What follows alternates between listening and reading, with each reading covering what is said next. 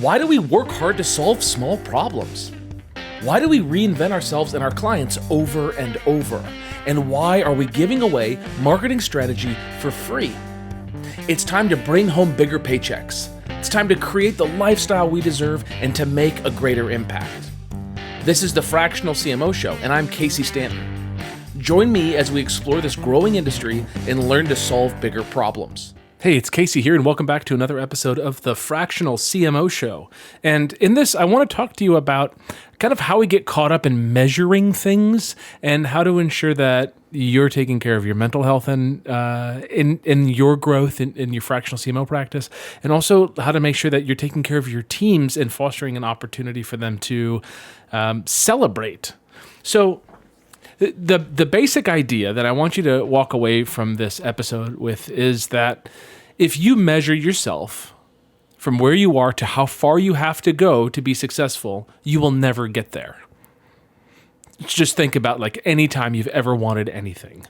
I can think of an example of the first luxury watch I ever wanted, right? I had my eye set on it and I worked diligently to set aside some money for it. And finally I bought it. And it was like the moment that I bought it, I actually wanted something else. I wanted something much further down the line, right? Like something that's much more expensive. And I caught myself in that. And where I thought I would be happy or satisfied having reached an outcome, I quickly moved the goalpost and said, it actually isn't this Tudor GMT. It's a Rolex president, president, right? I like to be like Tony Soprano, right? And I moved the goalpost on myself, not even really enjoying the purchase that I had made. And I look back at that and I think like how ridiculous that is. But it was very real and very true for me. Right? I set a goal, I worked hard, I achieved it, I got to the outcome, and the moment I achieved the outcome, I wanted a different outcome. You've also done this in your business, I'm sure. I remember when I first started, this was right after college. I graduated into the housing crisis in 2008 and couldn't find work and ended up selling some stuff online, meeting a guy. He asked me to run his Google ads for $1,000 a month. And I ultimately joined a Glazer Kennedy insider circle based out of Brighton, Michigan. And I couldn't afford the seat there, so I did some work exchange stuff where I labeled CDs and swept the floors and cleaned the toilets and picked up the catering and that kind of stuff so that I could have a free seat at the table. It was really kind of Derek to do that, and he definitely opened up doors for me, and I'm eternally grateful for him. I remember sitting at one of those meetings and people were talking about like what their success is, like what they wanted, what they define success as. And it's pretty easy in business to define success as money, which obviously I think that there's a lot more to life than just money, but let's just sit on the money side of it just for a moment. And I remember saying, man, if I could make $3,500 a month, that would be it. Like I would be a king. I had all these buddies who had full-time jobs, working their butts off. Some of them had great degrees, like packaging degrees. You know, my buddies that went into packaging did very well immediately out of college. I have a degree in environmental policy, and I didn't want to go work for the Senate. And I didn't want to go work for a think tank. You know, it just wasn't for me. So $3,500 a month in income, doing this marketing thing. This wasn't fractional CMO work. This was just like marketing consulting or marketing labor or, marketing technician, funnel building, that kind of thing. Like whatever I could do, honestly. $3,500 a month to me was like, that would be me having made it. And I can't even tell you the moment that I passed $3,500 a month because it was quickly like a forgotten target. So I forgot that was even something that I wanted. I never got to celebrate it. There's no moment in my life where I celebrated that. So then I got my income up to $5,000 a month. But I had buddies that made more, and envy kind of crushes the celebration of any achievement when you look at what someone else has and they have more. And I recently watched something from Charlie Munger talking about how we live in an envy economy and why right now there's arguably it is better to be alive today than it is 100 years ago for all things, for equality, for basic human needs being met, for people in the South having air conditioning.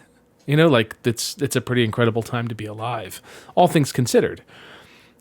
But he said that people aren't happier than they used to be. And the reason is because we measure ourselves against others, and there's now more successful, more beautiful, luckier people in the world than us, and we'll never be them. So envy kind of crushes that. So interesting, right? Like when my income would grow and I'd hit these targets, I would miss the celebration of them and just move on to this next kind of logical income target and never really be satisfied. So one thing that I thought was funny was like building my fractional CMO practice to $500,000 a year.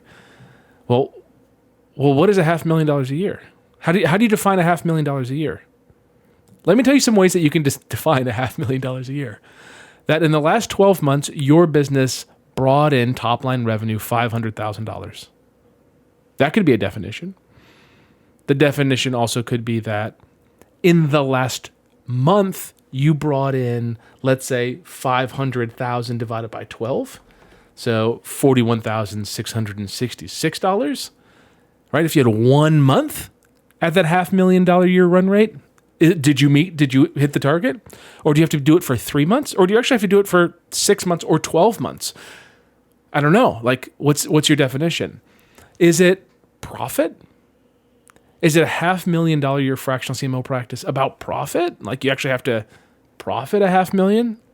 Do you take out Stripe processing fees? What about PayPal processing fees?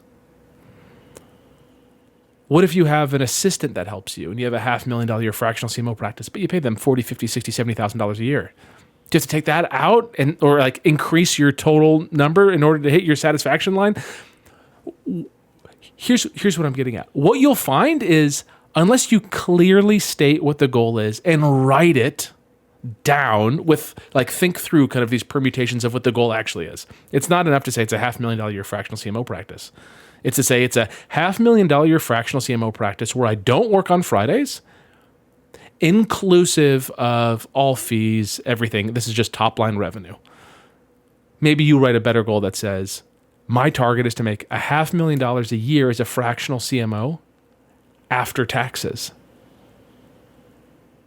and only work 30 hours a week. Something like that. Like you just need to clarify this goal honestly and accurately.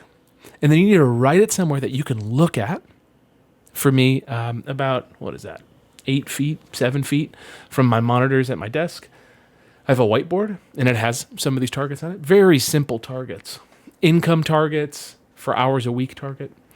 And then some other mantras and some other kind of road, like some kind of markers on the trail to that big success. Saying you want to make a $500,000 a year as a fractional CMO is great. There's probably a first major step, like winning your first client that pays you at least $10,000 a month as a fractional CMO. That's probably like something worthy of celebrating, like something worthy of like significantly celebrating. And I think that it's important to consider how to celebrate in a way that isn't like food or buying yourself something. And you certainly can do that. You're allowed to do whatever you want in life, but like the celebration should be something that should just like give you a sense of like excitement, like plan a trip with your family or plan a trip by yourself, right? Or like donate to a cause that you care about, or like just do something that actually has some significance and value and meaning to you when you hit that outcome. Because I want you to look back on your life in 10 years from now when like a $500,000 a year as a fractional CMO is like kind of a joke because you've been crushing that and doing a lot more than that. And you have asymmetric upside and you're making even more money than that. I want you to look back along the way and see these individual steps that you achieved. One step was getting your first client at $3,000. Your next step was a $10,000 a month client. Your next step was getting to your first $30,000 or $40,000 or $41,666 a month. Your next step was when you hired an assistant and they took away all the kind of, kind of like busy work of proposal writing and following up on, boring emails and all that kind of stuff. You should celebrate that. You should celebrate when you declare that you no longer work Fridays, or you only work half-day Fridays, or in the summer you don't work Fridays, and in the winter you do, because what else are you going to do? Because you're not an outdoors person. I don't know, right? You have to, what I want you to do is I want you to create these outcomes that you're aiming to achieve, and then work diligently to achieve them, right? And just like pay the price that's required for it, and get to those outcomes if you believe in them and want them, and then celebrate them. I want your life to be, you can play back a movie of these times when you did something that was incredible, that you bet on yourself, you worked diligently, you built the business, you served the clients, you created huge outcomes for them, you parlayed that into bigger and better clients that treated you with all the respect that you deserve, and you were able to deliver bigger and better outcomes, and you had more of a budget to spend on the team, and you were able to hire the best of the best, and you were able to focus them on the biggest problems, and you create this sense of momentum in what you're doing. When you start having bigger goals like that, you stop getting sidetracked by the smallest thing. In the grand scheme of things, over the next 10 years, if you, let's say, join the CMOx Accelerator and you closed your first client in a week, or if you close them in 6 months, right? Today, that feels like a huge difference. 6 months, 180 days, that's a ton of time. But in the grand scheme of things, it's not. And it's just kind of the cost that's required, right? It's the table stakes to play the game as a fractional CMO. Some people become a fractional CMO and they're able to go like win a client immediately. Some are leaving a full-time job. Their employer kind of knows it. So the full-time CMO says, hey, I'm going to leave and go do this thing, but I'd love to just convert this over to a fractional engagement. Can we do that? And you have a little back and forth with that client, and boom, next thing you know, you make 60% of your income, 70% of your income, and you're only working a third or a quarter of the time or even less. Like very, very possible to happen. But obviously that's not everybody that's listening to this, right? You may have no network and you may have to start from zero, from scratch. When I started as a fractional CMO, I was working at an agency and I just couldn't use the relationships that I had. I mean, ultimately, I got my first gig from a buddy who introduced me to a friend of his who was looking for a marketing leader. And it worked out, and we worked together for over a year. And it was a wonderful experience for me, and I hope for him too. And, you know, that was kind of lucky. Not everyone is that lucky. I get that. We've got members that aren't that lucky, that don't have that kind of network, that don't have that kind of relationship with people who are eager to give them money. Actually, I was just speaking to a member today, and she said, I have like no social proof. I have no proof that I've done anything great. And I said, how come? And she said, because I just have never collected it. It's not because she hasn't done great stuff for her clients or her employer, but she just never collected it.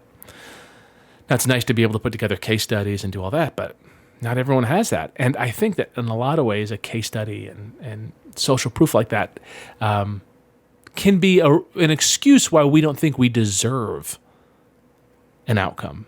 Oh, I don't have a case study. I don't deserve to make that sale. I don't deserve to make it at 10,000, right? Well, if you're solving a problem that kind of needs the focus of a $10,000 a month fractional CMO, then you have to charge appropriately for it. So let's talk about your team and what this means for your team. I see this with companies, man, and I hate it. It just hurts my heart. You step into a company and the executive is so driven to grow, and they're smart and they're hardworking and they're putting in the long hours and they expect other people to do it, and they're surrounded by full-time employees that are working at a minimum 40 hours a week, but probably 50, sometimes more. Sometimes there's things that happen at night. I was just reading on Reddit, a developer talking about how he works all day and then at night he does a 1-hour call to hand off the projects to the overseas development team. Like, that's not an uncommon thing to happen in the full-time world.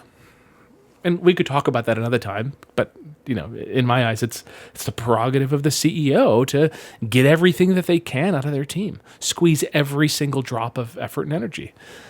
I mean, if they can do that and no one pushes back, then why wouldn't they do it, right?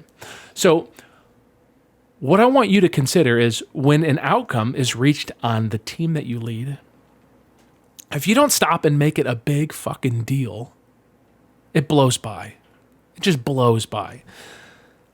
Let's say people work at their job from 8 to 5. Let's say they wake up at 6:45, they're at work from 8 to 5, and they're in bed by 10. Okay? that person is spending a majority of their life working. And they're probably working because they're committed, because they're interested, because they want to work and deliver great outcomes and feel useful. I think that's a big thing people want, right? They want to be useful. They want to know that their work is actually being like appreciated, and they want to be part of something bigger. And the better the employee is, the better the team member is, the more they want outcomes. Like they want speed, they want outcomes, they want complexity. Like they want to work hard to make something really tough happen. Why would someone build software, like complex software? It's because they enjoy it. There's like an innate joy to it. And if you don't create a ritual to help them celebrate those wins, it's like you're just going to burn everybody out. It's just not an environment that people look forward to being in, because they know the moment they hit send and the campaign's done, or they launched the thing from, the sandbox to production, or they launched the new website, or whatever that outcome is, once it's achieved, they know that maybe they have like an hour or two to kind of be like, nice, we did it. And then they got to get right back to work. I want you to create an environment with the people that you work with, which here starts with you first, creating the environment for you, which is identify tangible, clear, smart goals, which is like actually attainable, well-written. It's not $500,000 a year fractional CMO practice. It's $500,000 a year top line where, I've collected that over the last 12 months, and haven't worked a Friday, or worked less than 10 Fridays out of the year. Like you have a really intelligent outcome. I want you to start with that. And then I want you to give those outcomes to your team. Hey, this is what success looks like if we get this big outcome to happen. Right? We launch a new community and we get 5,000 signups in the first 30 days. That is our success.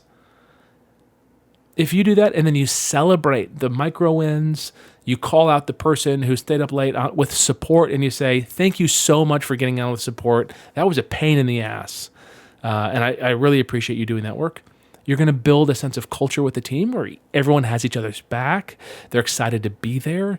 They're focused on the outcome. They're not just like going through the motions. They really care.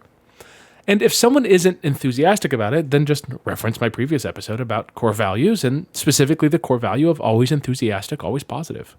You want people that are enthusiastic and positive.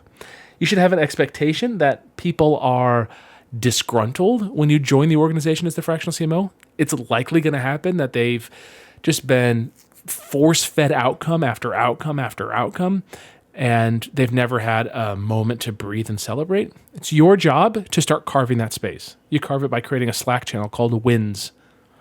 You do it by having a badge of the week and carving out $100 a month from your client's budget to support your team. And every time someone exhibits a core value, or they just hooked you up, they helped you out, they stayed up late, whatever, they stopped doing what they were doing for the day and they helped you instead on this project, or they had a really great idea on a meeting, or whatever. They did a great documentation of a process. They brought in a new tool that saved time. Whatever the thing is, the team should shout each other out in that badge channel or that wins channel and say, Nabir, thank you so much for getting this tracking issue figured out. Thank you for staying up late. I know you worked your ass off on it. I really, really appreciate it. This is huge for us. When you get other people celebrating each other's wins, you create this culture of support, respect, trust, camaraderie. It's just a better energy to be in. And then you get on your calls and people want to be on those calls because, hey, maybe someone's going to say something nice about me, And if they don't, then at least I get to focus on a really big problem and my voice matters and there's an outcome that we're all working towards. And I know that this is a stepping stone for me into another career if I want later. But man, I'm pretty happy with right where I'm at. Like that's the environment that you can create. You will not create that environment if you don't have clear outcomes. And if those outcomes aren't like easy to understand when someone achieves it. If I said drive to Philadelphia, which is where I live, you would drive where? Like you'd map to Philadelphia. Where would Google Maps take you? I don't know, to Broadway Market, right at the City Hall, right in the middle of the city. Is that Philadelphia?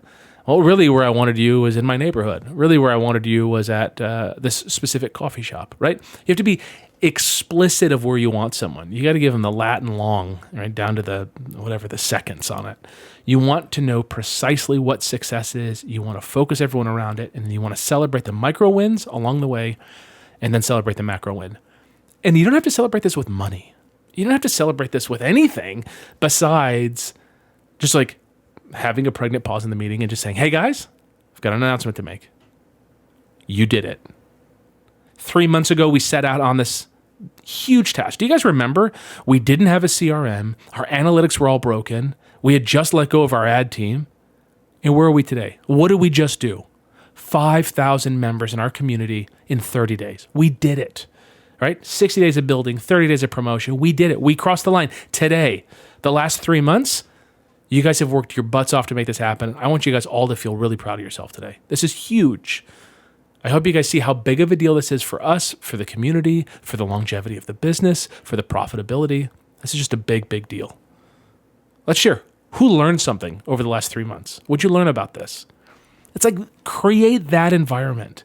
Yeah, it slows things down for a minute because the team isn't productive, but they're just like, it's a marathon, not a sprint. In the marathon, you need some breaks, right? You need to kind of chill out.